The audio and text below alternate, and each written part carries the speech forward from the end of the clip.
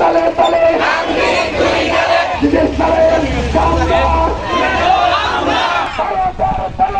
হুশিয়ার সাবধান, ভারতের দালালেরা জুতা মারো তালে তালে, মোদির দুই গালে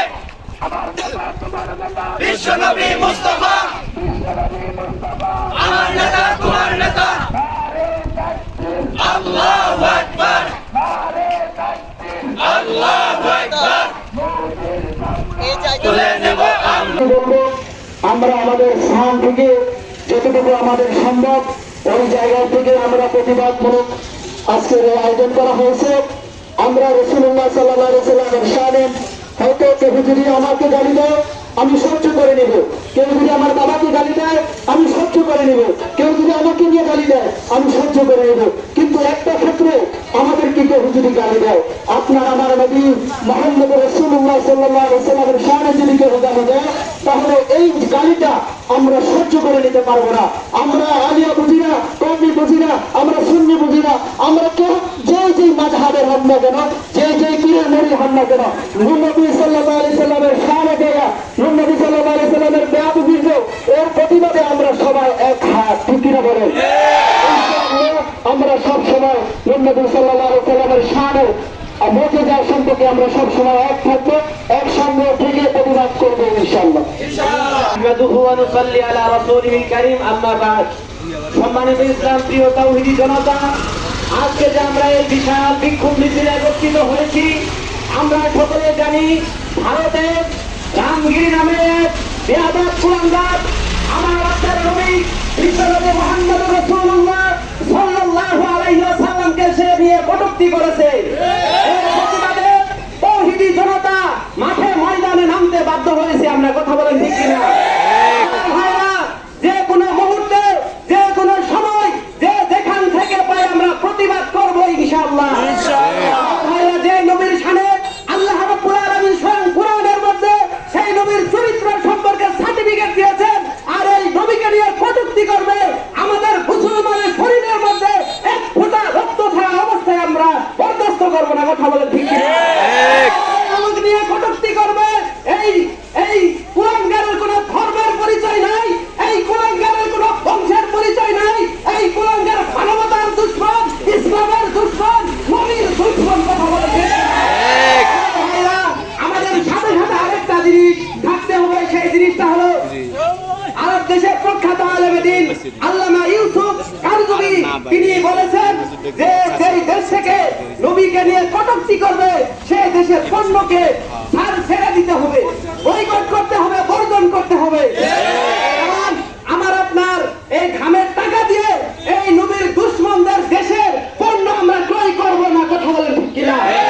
আমার ভাইরা, ফ্রান্সে যখন নবীকে নিয়ে কটূক্তি করেছিল তখন মিডিয়ার মধ্যে আসছে যে আরব দেশে যখন ফ্রান্সের পণ্যকে বর্জন করেছে, পাওয়া গেছে তথ্য সূত্রে যে তাদের এক সপ্তাহের মধ্যে $28 বিলিয়ন তাদের আপনার টাকা ধ্বংস হয়ে গেছে।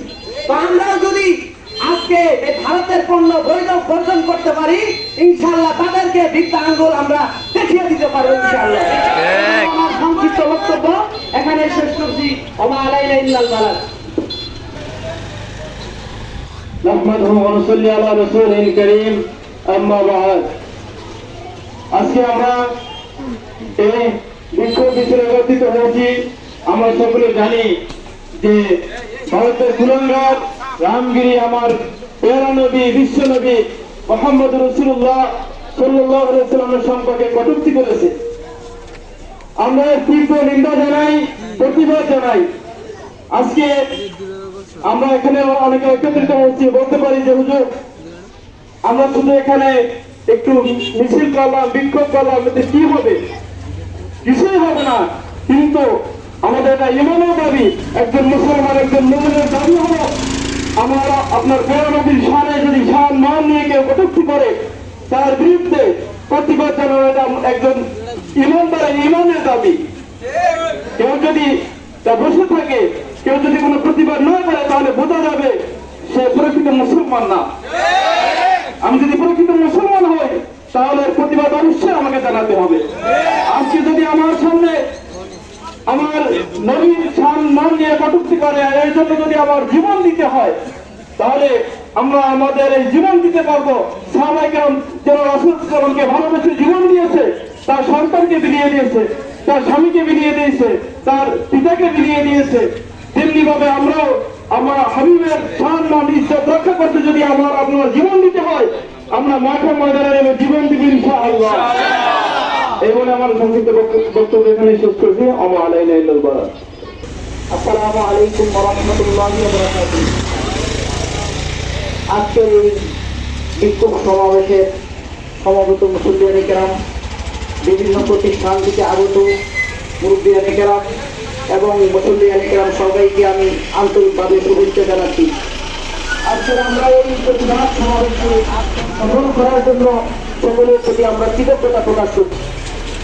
এই প্রতিবাদ আমাদের ইমানি দায়িত্ব, এই প্রতিবাদ আমাদের মৌলিক দায়িত্ব যে মুহাম্মদুর রাসূলুল্লাহ সাল্লাল্লাহু আলাইহি ওয়াসাল্লামকে দুনিয়ার জমিনে যদি পদার্পণ না করতেন এই দুনিয়া সৃষ্টি হতো না, এই ইন্ডিয়া রাষ্ট্র তৈরি হতো না, এই কুলাঙ্গারা জন্মগ্রহণ করতো না। কিন্তু তাদের ইতিহাস জানা নেই, তারা ধর্মগুরু হয়ে বসে আছে।